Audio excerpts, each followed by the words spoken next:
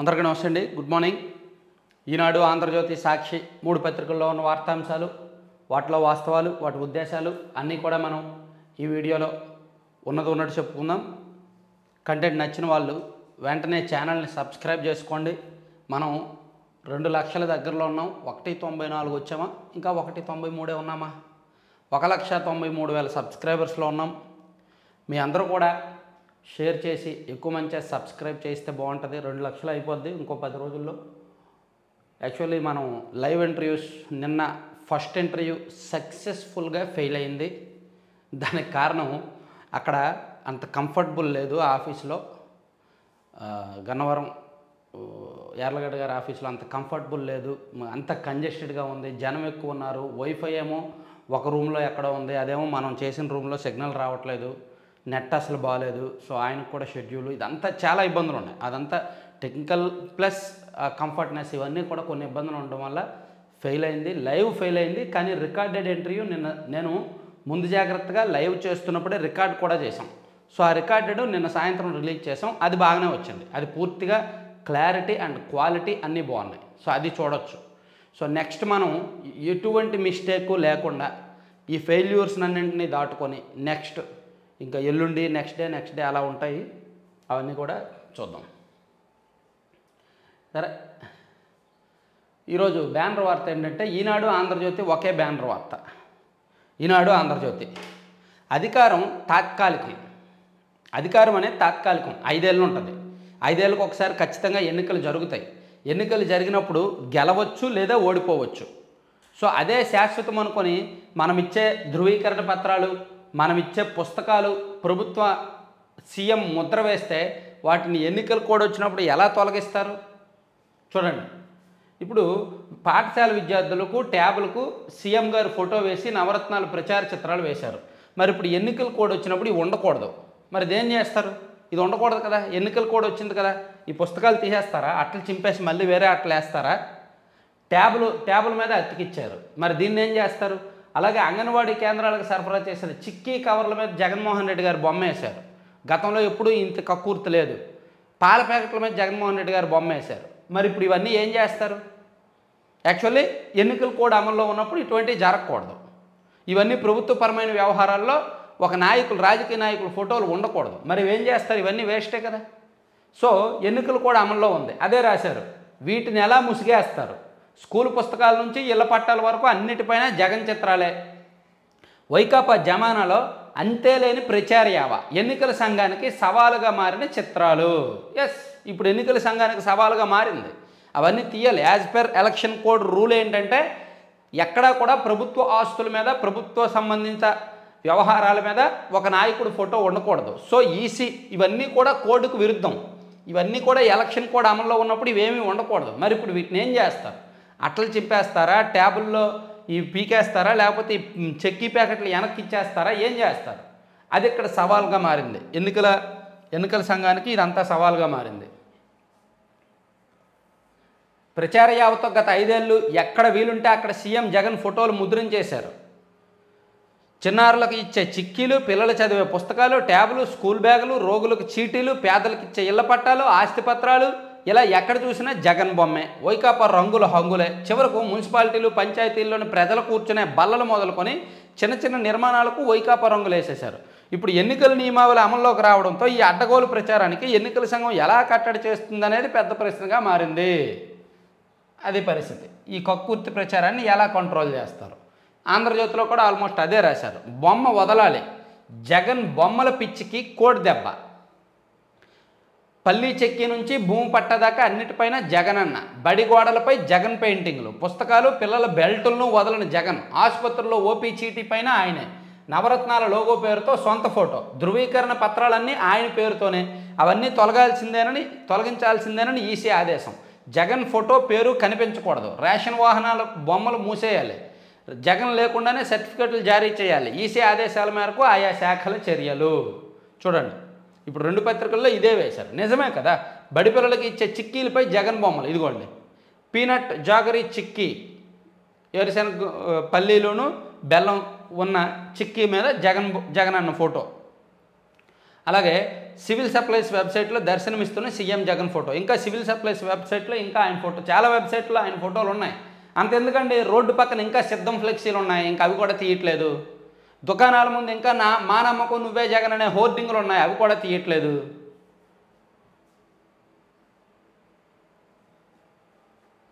ఇక ప్రజాధనంతో ప్రచార రథం.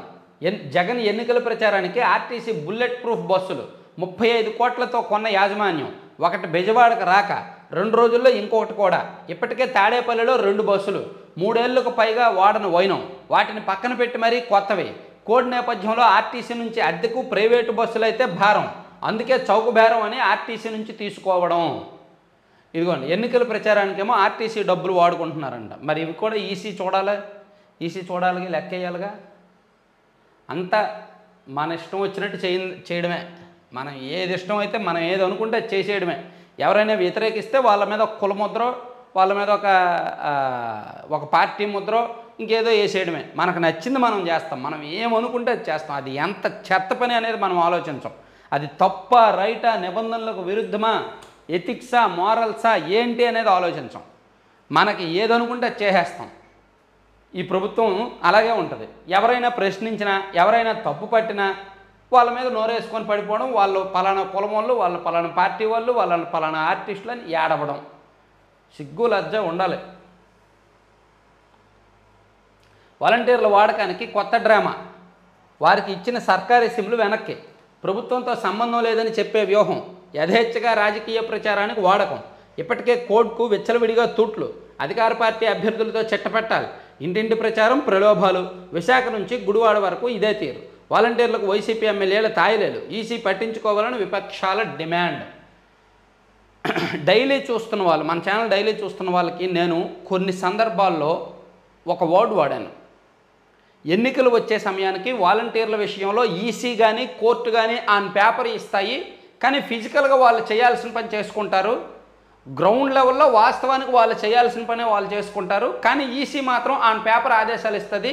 కోడి పందాలు కూడా అలాగే జరుగుతాయి. కోడి పందాలు జరగకూడదని ఆదేశాలు ఉంటాయి, కానీ గ్రౌండ్ లెవెల్లో జరగాల్సినవి జరిగిపోతాయని నేను కొన్ని సందర్భాల్లో చెప్పాను. మన వాళ్ళు చాలామంది గుర్తుంటుంది. సేమ్ అదే జరుగుతుంది. చూడండి, అదే జరుగుతుంది.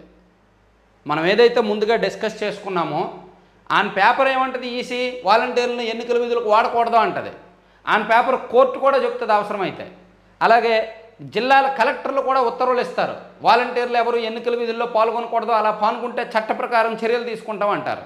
అంతా ఆన్ పేపర్ ఉంటుంది. కానీ గ్రౌండ్ లెవెల్లో వాలంటీర్లే వైసీపీకి పనిచేస్తారు. వాలంటీర్లే వైసీపీ కార్యకర్తలుగా ఇంటింటికి వెళ్తారు. మొత్తం సర్వం వాలంటీర్ల ద్వారా నడిపిస్తారు. చివరికి ఇంటింటికి వెళ్ళి డబ్బులు పంచేది కూడా వాళ్ళే ఎన్నికలకు ముందు. చూడండి. సో ఏం జరగలేదనే చెప్తారు. ఏం జరగలేదు, వాళ్ళేదో వాళ్ళ ఇష్ట ప్రకారం వాళ్ళు వచ్చారేమో అని చెప్తారు. మాకేమో సంబంధం లేదు, వాళ్ళ ఇష్ట ప్రకారం వాళ్ళు వచ్చారని చెప్తారు చివరికి. అంటే లీగల్గా దొరకరు. లాకి లీగల్గా దొరకకుండా వాళ్ళ వ్యవహారాలు వాళ్ళు చేసుకుంటారనమాట. సీఎం ఆకాశంలో వెళ్తున్న ట్రాఫిక్ ఆపేశారు. పీఎం సభకు భద్రత కల్పించలేరా? వైసీపీకి తొత్తుల్లా ఆ 4 పోలీసు అధికారులు.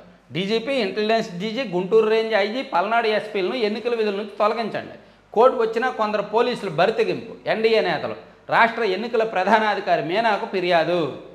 నిన్న వెస్ట్ బెంగాల్ డీజీ సహా కొన్ని రాష్ట్రాల్లో పోలీసు అధికారుల మీద చర్యలు తీసుకున్నారు. ఎన్నికల విధుల నుంచి తప్పించారు. నిజంగా అలా చర్యలు తీసుకోవాలంటే మన రాష్ట్రంలో చాలామందిని పక్కన పెట్టాలి. సో మరి బీజేపీకి వైసీపీకి ఉన్న ఫ్రెండ్షిప్ నేపథ్యంలో మరి బీజేపీ పెద్దలు ఈ కొరడా జులిపిస్తారా లేదా అనేది చూడాలి.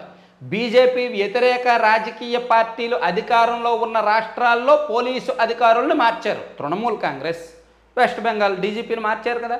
అలాగే తమిళనాడు, అంటే ఎక్కడెక్కడైతే బీజేపీ వ్యతిరేక పార్టీలు అధికారంలో ఉన్నాయో, విపక్ష పార్టీలు అధికారంలో ఉన్నాయో అక్కడ పోలీసుల మీద చర్యలు తీసుకున్నారు, మార్చేశారు. మరి ఆంధ్రప్రదేశ్లో ఎన్డీఏ కూటమికి వ్యతిరేకంగా వైసీపీ, ఎన్డీఏ కూటమి పరస్పర విపక్షాలు కదా, వ్యతిరేక పక్షాలు కదా. మరి ఇక్కడ కూడా మార్చాలి కదా. కానీ బీజేపీకి వైసీపీకి ఉన్న ఫ్రెండ్షిప్ నేపథ్యంలో మారుస్తారా లేదా? డీజీని మార్చొచ్చు, ఇంటెలిజెన్స్ డీజీ గారిని మార్చొచ్చు, విజిలెన్స్ డీజీ గారిని మార్చొచ్చు, ఒక 4-5 జిల్లాల ఎస్పీలని మార్చొచ్చు, మార్చే అవకాశం ఉంది. బోల్డ్ ఉన్నాయి మార్చాలంటే. మరి మారుస్తారా లేదా అనేది చూడాలి. అదంతా కూడా ఒక సస్పెన్స్. బీజేపీ బుద్ధి మీద ఆధారపడి ఉంటుంది. మేం అడిగితేనే వెల్లడిస్తామంటే కుదరదు. ఎన్నికల బాండ్ల సమాచారం అంతా బహిర్గతం చేయాల్సిందే. అన్ని వివరాలు అంటే అంతా అని అర్థం. బాండ్ల నెంబర్లు ప్రకటించాల్సిందే. ఈ నెల 21వ తేదీ వరకు తుది గడువు. సుప్రీంకోర్టు ఎస్బీఐకి ఈసీకి చెమటలు కక్కిస్తుందండి.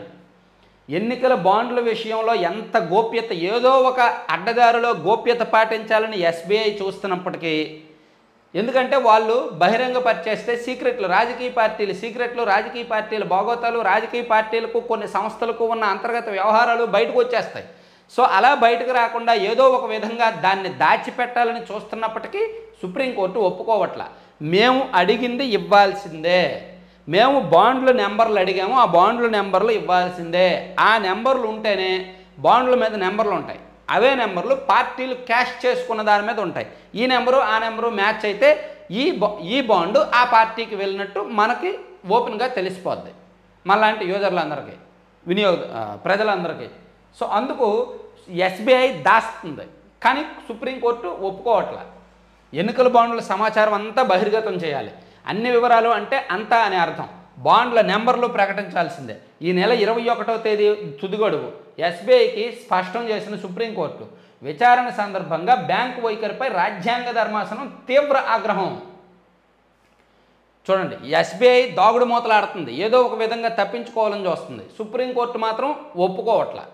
సో మొత్తానికి ఎన్నికల బాండ్ల వివరాలు అయితే బయటకు రావాల్సిందే. సుప్రీంకోర్టు తలుచుకుంటే ఏదైనా జరుగుద్ది. గ్రూపులతో ఇబ్బంది లేకుండా చూడండి, మేమంతా సిద్ధం పేరుతో 27 నుంచి బస్సు యాత్ర. వైకాపా ప్రాంతీయ సమన్వయకర్తలతో భేటీలో ముఖ్యమంత్రి.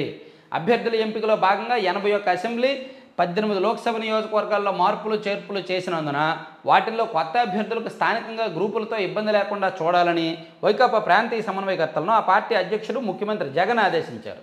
వర్గపోరు లేకుండా ఎక్కడికక్కడ సర్దుబాటు చేయాలన్నారు. సోమవారం తన క్యాంపు కార్యాలయంలో వైకాపా ప్రాంతీయ సమన్వయకర్తలతో సమావేశమయ్యారు. పోలింగ్కు చాలా సమయం ఉన్నందున ప్రత్యర్థి సచివాలయాలను ఎలా సందర్శిస్తారు? సచివాలయం అంటే ప్రభుత్వానికి కదా.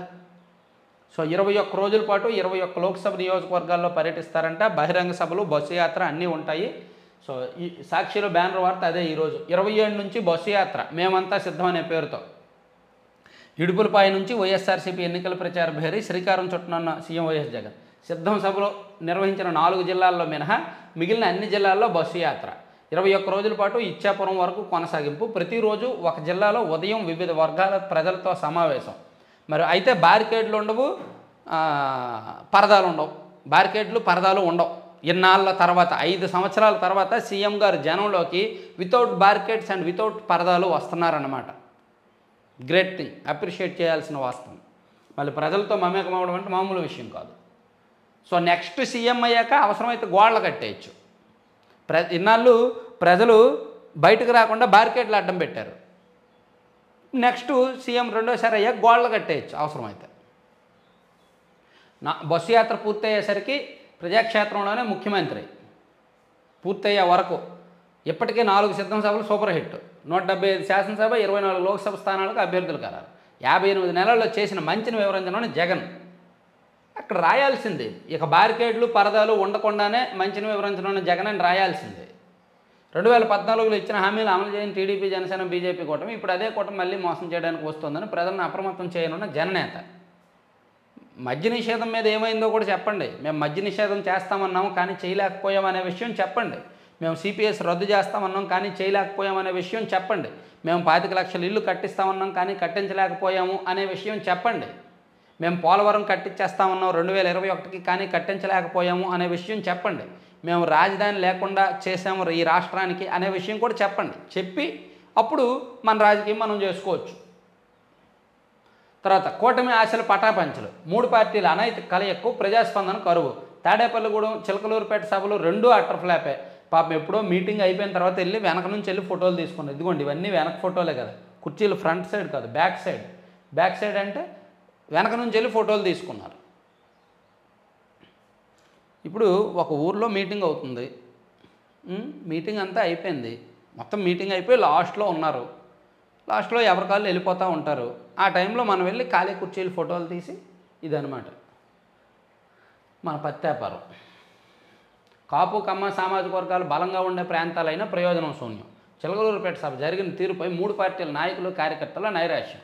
ప్రధాని మోదీకి సభలో అవమానం. జనం వచ్చారని చెప్పుకోవడానికి రోడ్డుపై కార్లు అడ్డం పెట్టి ట్రాఫిక్ జామ్ చేసిన నేతలు. రోడ్డుపై కార్లు అడ్డం పెట్టి ట్రాఫిక్ చేశారంట. 2500 ఆర్టీసీ బస్సులు అడిగి ఆఖరి నిమిషంలో 1540 బస్సులు క్యాన్సిల్.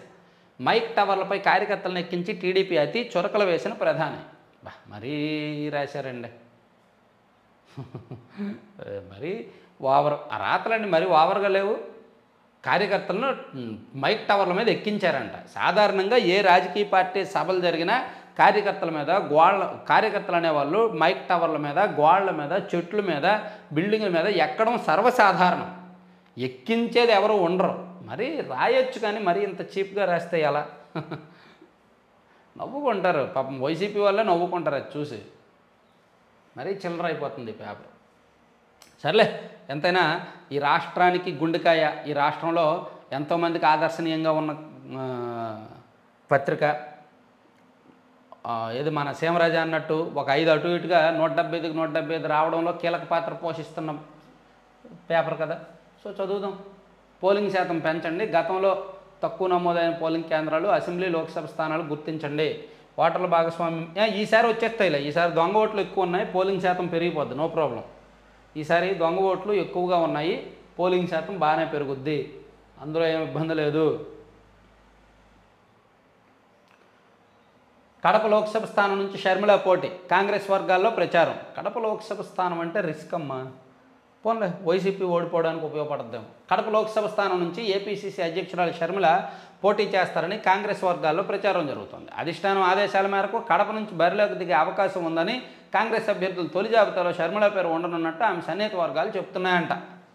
మంచిదే. కడప లోక్సభ నుంచి ఆమె పోటీ చేస్తే ఖచ్చితంగా వైసీపీకి చాలా ఇబ్బంది. వైసీపీ ఓడిపోయే అవకాశాలు పుష్కలంగా ఉంటాయి, ఓట్లు చీలుకుంటుంది కాబట్టి. తర్వాత ఆర్టిఫిషియల్ ఇంటెలిజెన్స్ ద్వారా నాపై వైకాపా దుష్ప్రచారం. ఓటమి భయంతోనే జగన్ కుల మత రాజకీయాలు చేస్తున్నారు. ముస్లిం ప్రయోజనాల విషయంలో రాజీపడం. వీడియోల్లో తాను మాట్లాడిన అంశాలను ఆర్టిఫిషియల్ ఇంటెలిజెన్స్ ఎడిటింగ్ ద్వారా మార్పులు చేసి వైకాపా దుష్ప్రచారానికి దిగిందని, ఓటమి భయంతోనే ముఖ్యమంత్రి జగన్ కుల మత రాజకీయాలు చేస్తున్నారని తెదేపా అధినేత చంద్రబాబు ధ్వజమెత్తారు. త్వరలో రాష్ట్రంలో ముస్లిం మైనారిటీల అభివృద్ధికి ప్రత్యేక డిక్లరేషన్ ప్రకటిస్తామని, వారికి పూర్తిగా అండగా నిలుస్తామని ప్రకటించారు. పాపం బీజేపీతో పొత్తు కన్ఫర్మ్ అయిన తర్వాత ముస్లిం వర్గాలను కొంచెం దగ్గర చేసుకోవాలి, తప్పదు. తర్వాత సాక్షాత్తు దేశ ప్రధాని వస్తే కనీస భద్రత కల్పించరా, డీజీపీగా రాజేంద్రనాథ్ రెడ్డి అనర్హుడు. ప్రజాగలం భగ్నానికి ఇంటెలిజెన్స్ డీజీ పల్నాడు ఎస్పీల ప్రయత్నం. రాష్ట్ర ప్రధాన ఎన్నికల అధికారికి కూటమి నేతల ఫిర్యాదులు. సీఎం జగన్ హెలికాప్టర్లో వెళ్తుంటే కింద రోడ్లపై ట్రాఫిక్ను ఆపే రాష్ట్ర పోలీసులు. సాక్షాత్తు దేశ ప్రధాని నరేంద్ర మోదీ పాల్గొన్న ప్రజాగలం సభకు కనీస భద్రత కల్పించడంలో విఫలమయ్యారని తెదేపా, జనసేన, భాజపా నేతలు ధ్వజమెత్తారు. ప్రధాని సభకు ఏర్పాట్లు చేయలేని రాజేంద్రనాథ్ రెడ్డికి డీజీపీగా ఉండే అర్హత లేదని ఆగ్రహం వ్యక్తం చేశారు. సరే, వీళ్ళైతే ఫిర్యాదు చేశారు, వాళ్ళు ఏమి యాక్షన్ తీసుకుంటారనేది అక్కడ ఇంపార్టెంట్, చూడాలి. ఉంటాయి మార్పులు, అయితే ఉంటాయి, గట్టిగానే ఉంటాయి మార్పులు, ఇబ్బంది ఏం లేదు. ఉత్తర కోస్తాలో రేపు భారీ వర్షాలంట. దక్షిణ కోస్తాలోని 1-2 ప్రాంతాల్లో బుధవారం భారీ వర్షాలు కురవచ్చని అమరావతి వాతావరణ కేంద్రం సంచాలకులు సోమవారం ప్రకటారండి.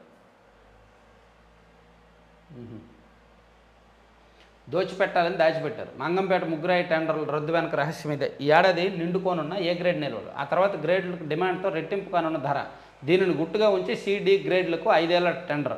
ఓ బయ్యర్కు 100 కోట్ల ప్రయోజనం కల్పించేందుకే పత్రికల్లో కథనాలు రావడంతో వెనక్కి తగ్గిన పోయిను. దోచుకోవడానికి రకరకాల ఎత్తులు, పై ఎత్తులు. సో ఇవన్నీ ఈనాడులో మొదటి పేజీ వార్తలు అయిపోయాయి. సాక్షి కూడా ఆల్మోస్ట్ అయిపోయింది కదా. సాక్షి ఏం చెప్పాం మనం, పోలింగ్ కేంద్రాలు పెంచుతారు. టీడీపీ బీసీలు వ్యతిరేక పార్టీయా? ఓకే, అందుకే మా కుటుంబాన్ని రోడ్డున పడేసిందా? 340 కోట్లు విలువ చేసే ఫ్యాక్టరీని ముయ్యించారా? 4 నేతలు నన్ను దారుణంగా అవమానించారు. రాష్ట్రంలో దాదాపుగా 50,000 కోట్ల విలువైన ఫ్యాక్టరీలు మూసేశారు ఈ 5 సంవత్సరాల్లో. ఎన్నెన్నో పరిశ్రమలు మూసేశారు ఈ 5 సంవత్సరాల్లో. ఈ 340 కోట్లతో లెక్కేసుకుంటే 50,000 కోట్లు ఎక్కడ చెప్పండి? 50,000 కోట్ల విలువైన ఫ్యాక్టరీలు మూసేశారు గత 5 సంవత్సరాల్లో. చిన్న చితక పెద్ద అన్ని పరిశ్రమలు కూడా. మరి దాన్ని ఏమంటారు? ప్రకాశం జిల్లా గ్రానైట్ పరిశ్రమలు, విజయనగరం జిల్లా ఫెర్రో ఎలాయిస్ పరిశ్రమలు, ఇలా చెప్పుకుంటే బోల్డు. అభ్యర్థులు దొరక్క అగచాట్లు, పొత్తులు సమీకరణలతో నాంచుతున్న చంద్రబాబు, ఎంపీ సీట్ల విషయంలో టీడీపీ అధినేత మల్లగోలాలు, పార్టీ నేతల్లో పెరిగిపోతున్న అసహనం. యాక్చువల్లీ ఎంపీ సీట్లు ప్లస్ టీడీపీ ఎమ్మెల్యేల ఫైనల్ లిస్టు కూడా ఈరోజు రావాలి. కానీ ఎన్నికలు కాస్త లేట్ అయ్యేసరికి టీడీపీలో ధీమా వచ్చేసింది. ఏముంది, 50 రోజులు టైం ఉంది కదా, కంగారు లేదు, 4వ షెడ్యూల్లో కదా మనకు ఎన్నికలు, ఇంకా టైం ఉందిలే అని చెప్పి నాంచుతున్నారనమాట. యాక్చువల్లీ 16 అసెంబ్లీలు 17 ఎంపీలకు సీట్లు ప్రకటించాల్సి ఉంది. ఎందుకో మరి నాంచుతూ ఉన్నారు. అలా నాంచడం వల్ల వీళ్ళకి చీప్ అవుతున్నారు అంతే. ఇంకొంతకాలం ఈవీలకు ఊరట. మంచిది. రహదారి రన్వే, బాపట్ల జిల్లా మేదరమెట్ల వద్ద జాతీయ రహదారిపై యుద్ధ విమానాలు ల్యాండింగ్ అంట. బాగుంది, ఓకే. ఆంధ్రజ్యోతి అవన్నీ చెప్పుకున్నాం. గెంటేస్తున్నారు, రాష్ట్రంలో విద్యార్థుల చదువులు బలి, డబ్బులు లేకుండా విద్యాదీవెనకు ఉత్తుత్తి బటన్ నొక్కుడు. ఈ నెల 1న విడుదల, ఇప్పటికి అందింది 10%. 90% మందికి ఇంకా ఫీజులు అందరం పోయినాం. ఫీజులు కట్టాలంటూ కాలేజీల నుంచి ఒత్తిడి, పలు చోట్ల ఇంటికి పంపుతున్న దైన్య పరిస్థితి. క్లాసులకు రావద్దని గుంటూరులో ఓ కాలేజీ మెసేజ్. టీడీపీ హయాంలో నేరుగా కాలేజీలకు నిధులు, కాలేజీ ప్రభుత్వం వ్యవహారంగా ఫీజులు, తల్లిదండ్రులు కాలేజీగా మార్చనుందని తిప్పలు, డబ్బు వస్తుందని నమ్మకం కోల్పోతున్న కాలేజీలు. ఈ జగనన్న విద్యా దీవెన అనేదాన్ని ఏ విధంగా మార్చారు? గతంలోనేమో ప్రభుత్వం నుంచి నేరుగా కాలేజీలకి ఒక విద్యార్థి తరపున ప్రభుత్వమే ఫీజు కట్టేసేది కాలేజీలకి. ఇప్పుడు వీళ్ళు ఏం చేస్తున్నారు? తల్లిదండ్రుల ఖాతాల్లో వేసి ఆ తల్లిదండ్రులు ఆ డబ్బులు విత్డ్రా చేసుకొని కాలేజీలకు కట్టాలి. ఆ వేయడం కూడా ఇన్ టైం వేయట్లేదు. ఆ తల్లిదండ్రులు కూడా వేరే అవసరాలకు వాడేసుకుంటున్నారు. అలా మిస్యూజ్ అయిపోయి ఆ పథకం లక్ష్యం దెబ్బతిన్నది. ఓవరాల్గా ఆ పథకం ఉద్దేశం, లక్ష్యం ఏదైతే ఉందో అది దెబ్బతినేసింది అనమాట. గతంలో రాజశేఖర రెడ్డి గారు అలా చేయలా, కిరణ్ కుమార్ రెడ్డి గారు అలా చేయలా, చంద్రబాబు నాయుడు గారు అలా చేయలా. కానీ వీళ్ళు మాత్రం మార్చేశారు, పథకం లక్ష్యాన్ని దెబ్బతీసేలా చేశారు. మరి దీన్ని ఏమనాలి? బటన్ నొక్కుతారు కానీ డబ్బులు వెళ్ళవు. అప్పులతో కాదు, సంపదతో సంక్షేమం. చంద్రబాబు ఇప్పటికే సమగ్ర ప్రణాళిక సిద్ధం చేసుకున్నారు. గద్దెనెక్కగానే అమరావతి పనులు. జగన్ 3 ముక్కలాటతో 30 ఏళ్ల వెనక్కిపోయిన రాష్ట్రం. భావ ప్రకటన స్వేచ్ఛకు సంఖ్యలు. టీడీపీ యువనేత నారా లోకేష్ మంగళగిరిలో ప్రచారం ప్రారంభం. నియోజకవర్గంపై హామీల జల్లు. మరి ఎంతైనా సీఎం కొడుకు కదా, హామీలు ఇవ్వకపోతే ఎలా? బాండ్ల నెంబర్లు చెప్పాల్సిందే, ఆర్కోర్ సమాచారం కుదరదు, ఎస్బీఐ సుప్రీంకోర్టు ఫైర్ ఓకే. తర్వాత 20 రోజులు 60 స్థానాలు. 22 నుంచి చంద్రబాబు ప్రచార భేరీ. రాష్ట్ర వ్యాప్త పర్యటనలకు శ్రీకారం. 2-3 రోజుల్లో నియోజకవర్గాల్లో, రోజుకు 3 నియోజకవర్గాలు. అదేదో అభ్యర్థులను ప్రకటించేసి తిరిగితే బాగుండేది. బెంగాల్ డీజీపీపై వేటు. పోలీస్ బాస్ను తప్పించిన ఈసీ, వెనువెంటనే కొత్త డీజీపీ నియామకం. 6 రాష్ట్రాల హోం సెక్రటరీల మార్పు. వీటిల్లో 3 బీజేపీ పాలిత రాష్ట్రాలు కూడా. వారెవరికి ఎన్నికల విధులు అప్పగించొద్దు, సీఎస్లకు ఈసీఏది ఆదేశాలు. బృహన్ ముంబై కార్పొరేషన్ బదిలీలపై సీరియస్ హెచ్చరికలు. బాగుంది. కడపలో షర్మిల పోటీ. వివేక హత్య కేసు నిందితుడు వైఎస్ అవినాష్ రెడ్డిపై పోటీ. రాహుల్ సూచనకు ఓకే చెప్పిన పీసీసీ సారథి. 1-2 రోజుల్లో ప్రకటన. బాగానే ఉంటుంది. పోటీ చేస్తే అప్పుడు ఉంటుంది అసలైన సినిమా. ఇప్పుడు ఈరోజు ఉంటుంది అనమాట అదే పోటీకి వస్తే అప్పుడు కడప ఎంపీ సీట్లో అసలైన సినిమా ఉంటుంది. చాలా కాలం తర్వాత కడప ఎంపీ సీట్లో టీడీపీ జెండా ఎగిరే అవకాశాలు ఉంటాయి ఒకవేళ ఆమె పోటీ చేస్తే. ఆయన ఇసుకోటీశ్వరుడు. 2 ఏళ్లలోనే భారీగా అర్చన. సహజ వనరుల దోపిడీలో దూకుడు. పేదల ఇళ్ల స్థలాల పేరిట భారీగా మేత. ఎదిరించినా ప్రశ్నించినా కేసులతో వేధింపులు. అనుచరులతో దాడులు నిత్యకృత్యం. పల్నాడు జిల్లాలో వైకాపా ప్రజాప్రతినిధి కుటుంబ కథా చిత్రం. ఆయన పేరులో అమరేశ్వరుడు ఉన్నారు. ఎత్తింది మాత్రం బకాసురు అవతారం. నాటి బకాసురుడి తిండి కోసం ఆకలి, ఈయనకేమో అక్రమార్జన దాహం. జేబులు నింపుకునేందుకు కృష్ణమన్నం తోడేస్తున్నారు. ఇసుకలో కాసులను పిండుకుంటున్నారు. ఆ అడ్డగోలు మేతతో అన్నకు ఉందట భాగస్వామ్యం. అక్రమాల్లో కుమారుడు సహధర్మతారింది తోడు నీడలాంటి సహకారం.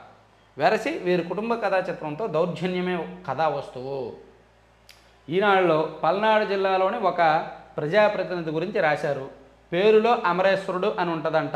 ఎవరనేది మీకు అందరికీ అర్థమయ్యే ఉంటుంది. చాలా భారీగా రాశారు. మట్టి, ఇసుక, ఈవెన్ వాళ్ళ వైఫ్ కూడా దీనిలో ఇన్వాల్వ్ అవుతున్నారు.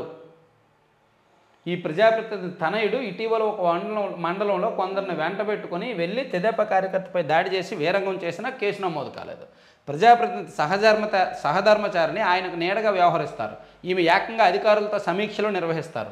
ఉద్యోగుల బదిలీల్లోనూ కలగజేసుకుంటారు. డ్వాక్రా మహిళలకు ఆసరా చెక్కుల పంపిణీ సభలను అన్నీ తానే వ్యవహరించారు.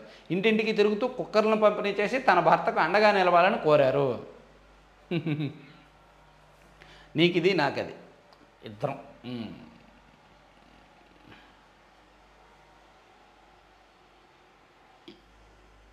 సో ఎవరనేది అర్థమైంది కదా. ఎవరనేది మీరే కామెంట్ చేసుకోండి, మనం చెప్పకూడదు. మనం చెప్తే ఏడుస్తున్నారు కొంతమంది.